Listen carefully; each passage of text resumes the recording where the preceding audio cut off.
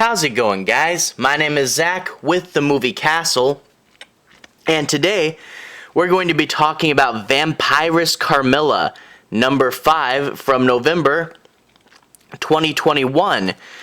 For those of you guys who are unfamiliar with this series, this is black and white, usually classically styled anthology horror.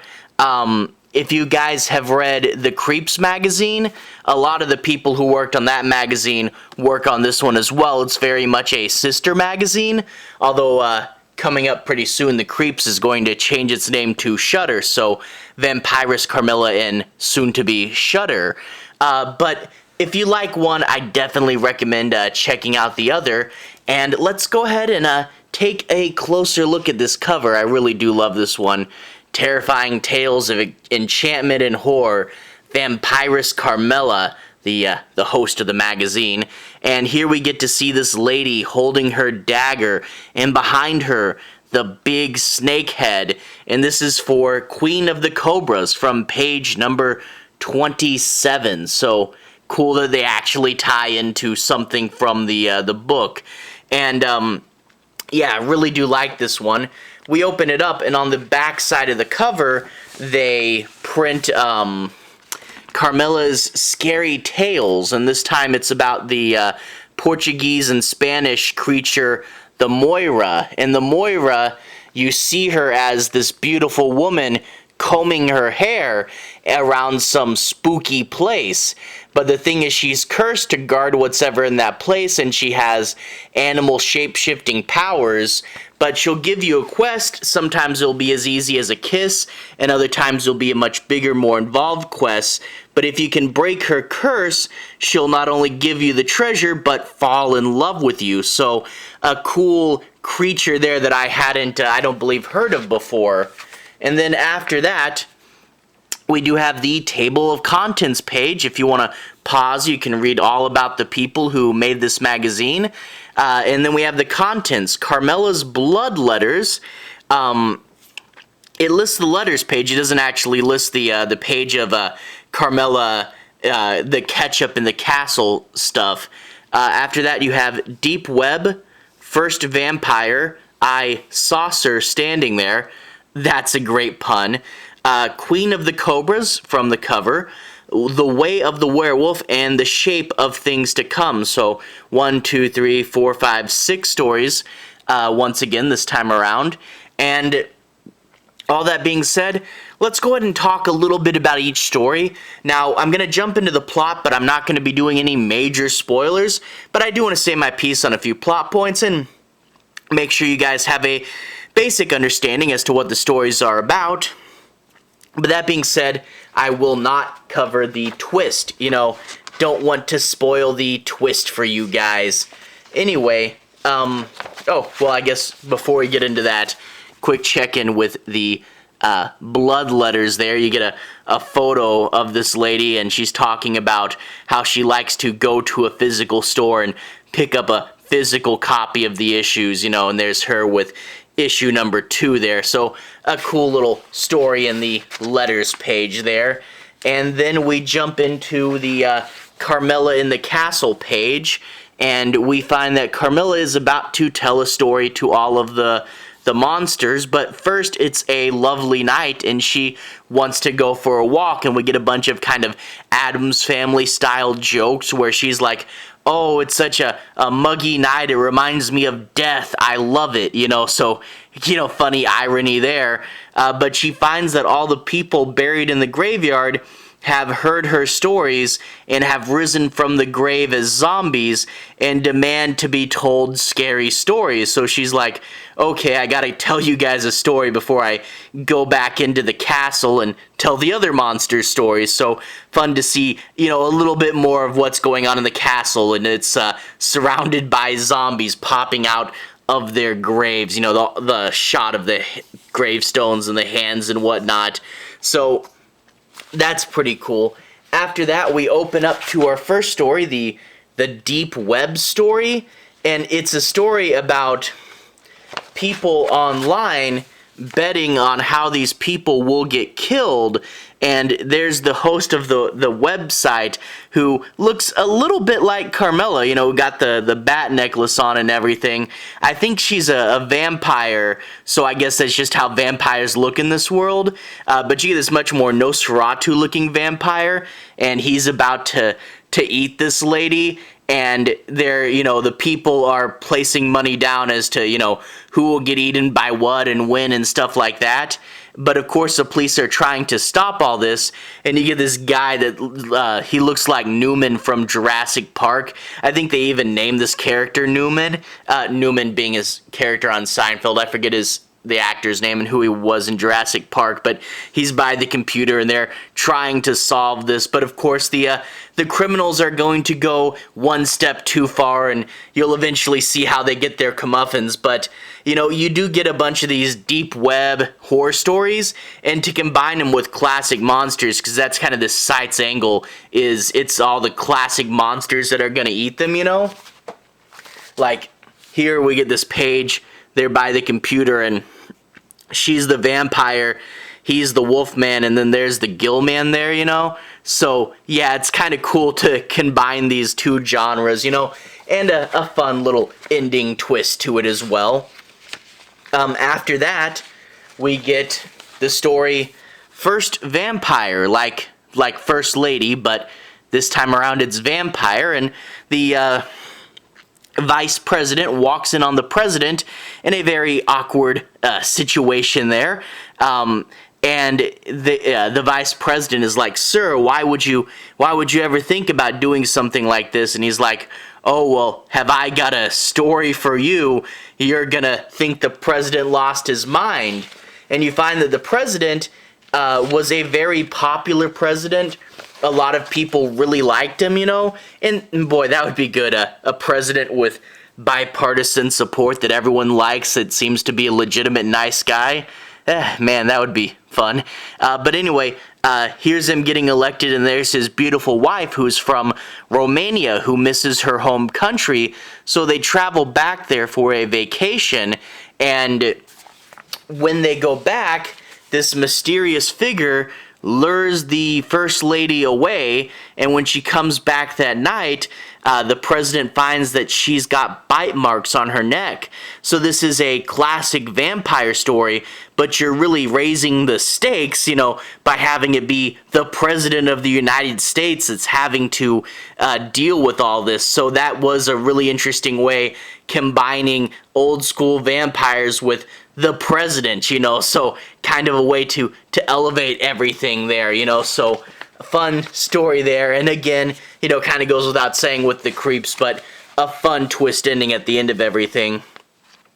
After that, I Saucer Standing There, sci-fi story, love the pun again. These archaeologists go down and they find a hatch, and they pry it open, they get special scientists, and they're like, "Oh man, what was going on here? This is a 30,000-year-old ancient spaceship." So they go inside and explore, and they find human bones on an operating table, and then in addition to that, there's this lady, a caveman lady, that's been perfectly preserved for 30,000 years, and they let her out. And the one scientist guy, you know, you think he'd be professional, but he's all just thinking about how beautiful this lady is. So kind of cheesy there. And you do eventually get to find out what the aliens were up to wanting this lady. And to see the aliens, they are that classic old school, really weird looking alien, but with a cool horror twist. And yeah, it's kind of cheesy, but really fun. And also, before YouTube gets upset, you can't see anything because of her hair. YouTube can be a little crazy sometimes, so just don't freak out, okay, YouTube? Anyway, that was a really fun story, and I really do love the bits when you get to see what the aliens were up to. I guess I'll go ahead and show you guys just like a panel or two with the aliens, but look at those guys. Those are... man, those guys are so fun looking.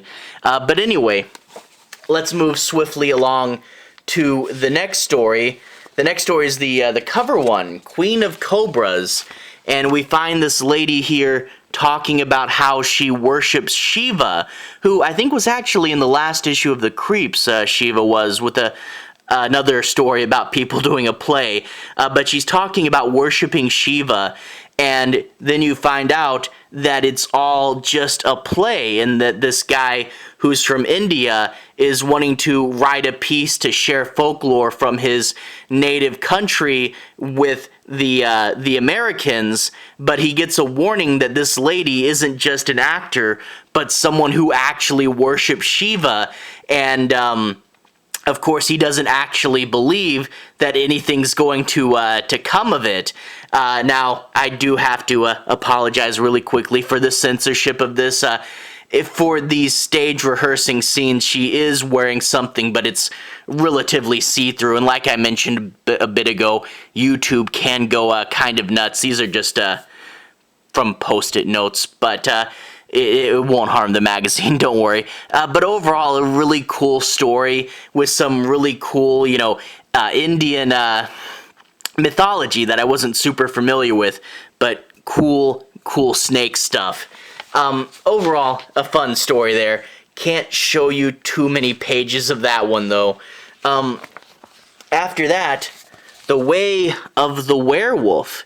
You get Carmilla down there, and you find that there's this evil king, and the evil king has a weakness for women, and he wanted this young lady, and he took her up, but she ran away with her lover there, and they almost made it out of town, but he shows up tracking her with not a dog, but a werewolf, and the werewolf bites her lover, thus cursing him to be a werewolf and the king's new pet, and they're both taken in and subject to his whims. So an evil king, and I really do like the idea that he has a werewolf as a pet. I don't think I've ever really seen that before, but a real jerk, and you really want to see him taken down, but a different way to use the werewolf story, and a classic tale of tragic lovers there. So another really fun one. I do like, with the Creeps and with Carmilla, all the different ways you can find to, take a creature we've seen so many times before and repurpose him into a completely different and new story, and like I said, just a werewolf being kept as a pet, as a intentional monster to be used for one's personal gain. That's crazy, and I really do like that take on it, And then after that, I think it's the last one. Wow. The last one, we get this lady. She's a 7-foot tall blonde lady, and she's an assassin. This is The Shape of Things. And she's this blonde lady, she's an assassin, and she's killing people, and she always gets away. And there's this one lady the police notice is always around. It's this little mousy librarian lady, and they're like, okay, why is she always around? What does she have to do with anything? And you get your main protagonist of this story, who is a cop, and this cop has to follow her around and see just what her connection is to this assassin. And it's a pretty cool story. It's one of those that definitely, if it had a few more pages, really could have built something more out of this. I really would have loved to stretch this mystery out longer, the connection between these two characters. But, that's one of the things with these pages. I think each story is only like 6 to 8 pages long or something, but it still is a really cool story, and I could have read it for way longer. But again, another creepy thing there, from Carmilla. And yeah, that's, man, I think I say this every time, but hard to believe we're at the end already. But before we go, I do want to show you this ad at the very back. Attention, this fall, The Creeps is becoming Shudder magazine, and there's a picture of what issue 1's going to look like. But yeah, the Creeps, the sister magazine, had some legal trouble. The people who made the old Creepy magazine said their magazine was too similar, so they're changing the name to Shutter Magazine. So if you guys are fans of the Creeps, be on the lookout for this instead in your local bookstore. It's going to be Shutter now. It'll probably be relatively the same, but with a different name and a different host. Gonna miss the dear old Creep. Anyway, another fun issue of Carmilla. I really do like the stories, and you know, a lot of them I could have read for another 10, 12 pages or so, and definitely recommend this issue. If you guys are fans of classic horror, and you know, especially the old comic magazines, you know, and you haven't picked this up yet, definitely recommend checking it out. Another great issue and another cool cover. You know, I think, you know, probably should get like some magazine display frame or something and put a couple of these up, because they really do look nice. Really good classic art there. Anyway, to everyone who's watched so far, thank you for watching. To everyone who's liked and subscribed, thank you. You're really helping the channel out. I'll put a relevant playlist on the bottom. That should be my Creeps and Carmilla playlist. So if you want to see more, I have actually a review for every single issue of this magazine so far. So if you want to see more, you can find those there. Anyway, have a good day. Relevant playlist on the bottom. I'll see you guys again very, very soon. Have a good day now.